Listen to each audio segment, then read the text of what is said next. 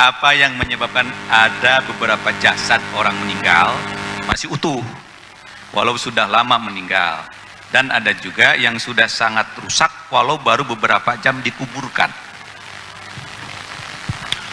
Kata sebagian pakar bumi dan kata dokter, pada beberapa jenazah yang ditemukan utuh katanya terjadi pengapuran, berubah kulit itu, daging itu menjadi kapur.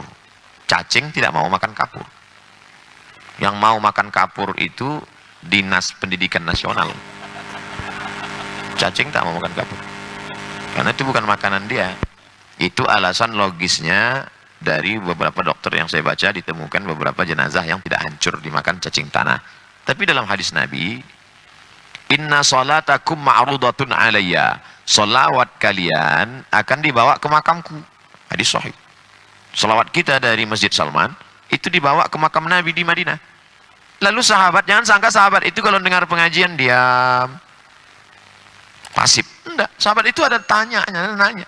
Lalu sahabat nanya, kaifa salatuna ma'rudatun alaika wa qad arimta? Bagaimana mungkin salawat kami dibawa ke makammu? Kamu kan sudah mati dimakan cacing tanah. Dijawab Nabi, innallaha harramal arda ajsadal anbiya. Allah mengharamkan tanah memakan jasad para nabi. Jadi dua-dua ada dalilnya, baik secara hadis Nabi maupun logika akal. Innallaha harramal arda, Allah mengharamkan tanah memakan jasad para nabi. Di kampung saya kiai Pak Ustadz, dia bukan nabi. Karena waktu terjadi pemindahan makam, ini ada kampung mau dijadikan sebagai PLTA, pembangkit listrik tenaga air. Beberapa kampung kecamatan jadi danau. Lalu kemudian Bapak Kades pengumuman makam kakeknya, mbahnya supaya dipindahkan, supaya jangan sampai nanti mau Ramadan ziarahnya ke danau. Pindahkan. Ini ketika digali ternyata makam tidak hancur.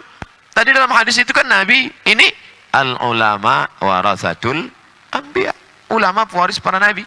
Dia tidak LCMA, dia tidak doktor, dia tidak ustadz terkenal. Dia hanya ustadz kampung yang mengajar, tapi perbuatan dia perbuatan nabi. Wa man ahsanu qawlan mimman da'a ilallah.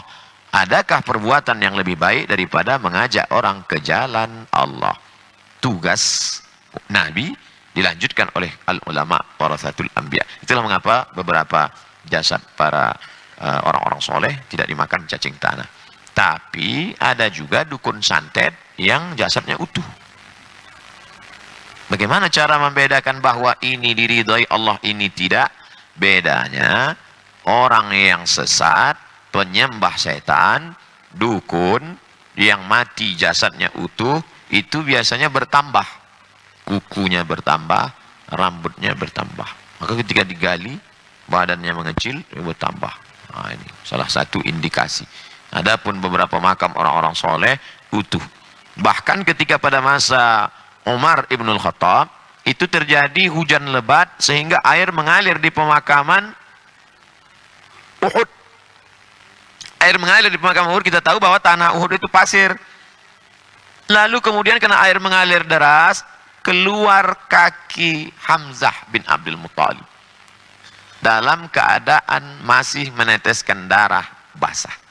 Lalu kemudian Umar bin Khattab memerintahkan sahabat supaya menimbun lagi kembali, dikhawatirkan menimbulkan fitnah. Sebenarnya itu skenario Allah mau menunjukkan bukti ayat, wala taqulu liman yuqtalu fi sabilillahi amwat. Jangan kau katakan mereka mati. Dua, bal ahya, mereka hidup, walakin la tash'urun, kamu tak dapat merasakan kehidupan mereka. Ayat yang kedua, bal ahya, mereka hidup, inda rabbihim yurzaqun, mereka mendapatkan rezeki yang tak putus dari Allah Subhanahu wa taala. Wallahu a'lam. Terima kasih Ustaz. Pertanyaan berikutnya, ada yang ingin bertanya tentang kisah yang paling mengerikan saat maut menjemput, Ustaz. Jangan cari yang paling ngeri. Mati paling mengerikan dalam buku ini kisah 35. Itu adalah Hajjaj ibn Yusuf al-Thaqafi. Hobinya paling nikmat dalam hidup dia membunuh. Sampai saat akhir hayatnya dia kena penyakit. Maaf. Diikat itu daging dengan benang. Diikat daging dengan benang, dimasukkan ke dalam lambung. Habis itu tarik lagi. Daging itu dipenuhi ulat. Jadi lambungnya ini dimakan ulat ganas. Dia hidup sezaman dengan tabi'in Al-Hasan Al-Basri. Kata dia kepada Imam Al-Hasan Al-Basri, wahai Imam Al-Hasan Al-Basri, jangan doakan supaya aku sembuh. Doakan aja supaya aku cepat mati. Sudah tak tahan lagi. Azab apa yang paling mengerikan? Kalau ada orang tabrakan, jatuh, patah, mati. Mengerikan. Tapi orangnya sudah meninggal. Ini badan hidup, tapi ulat cacing di dalam menggerogoti. Sampai daging yang ada pun bisa terikut. Habis daging itu dimakan dalam.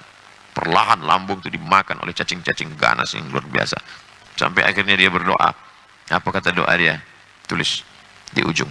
Ya Allah, ampunkan dosaku. Walaupun orang berkata kau tak mungkin melakukan itu. Halaman 134. Allahumma gfirli, ya Allah ampunkan aku. Fa innan nasa yaz'umuna annaka la taf'al. Ya Allah ampunkan aku. Meskipun semua orang berkata bahwa kau tak mungkin melakukan itu. Saking banyak dosanya kepada Allah Subhanahu wa ta'ala. Adapun kematian-pengatian orang-orang yang sombong-sombong luar biasa itu Fir'aun. Yang menyelamatkan Isa saat dihanyutkan oleh ibunya atas izin Allah air. Tapi yang menenggelamkan Fir'aun juga air. Makhluk yang sama diciptakan Allah menyelamatkan bayi yang tak berdaya, tapi makhluk yang sama diciptakan Allah membunuh makhluk yang paling berkuasa. Bayi yang tak bisa bergerak dimasukkan ke air, selamat. Orang paling berkuasa masuk ke air, mati. Mati yang paling tidak keren, mati Fir'aun. Syahnu kemarin matinya gimana? Sakau, keren kan? Mati sakau itu mati yang paling mahal. Berapa 1 gram sabu-sabu sekarang? Keren. Cianu mati kenapa? Ngebut. Yang listrik rata dengan tanah. Fir'aun matinya falamma adrakahul gharaqu. Ketika air laut itu masuk ke dalam tenggorokannya, mati. La haula wala quwata illa billah. Ternyata orang yang sombong perkasa hebat membangun piramid, keajaiban dunia, matinya cuman keselak. Mati. Jelek sekali matimu Fir'aun. Nanti di akhirat siapa yang ketemu dengan Fir'aun, mana tahu ada yang transit ke sana. Na'udzubillah, na'udzubillah. Allahumma ajirna minan nar, Allahumma ajirna minan nar, Allahumma ajirna minan nar, Allahumma ajirna minan nar, Allahumma ajirna minan nar, Allahumma ajirna minan nar, Allahumma ajirna minan nar. Allahumma ajirna minan nar artinya jangan sampai kami transit. Apalagi transitnya delay.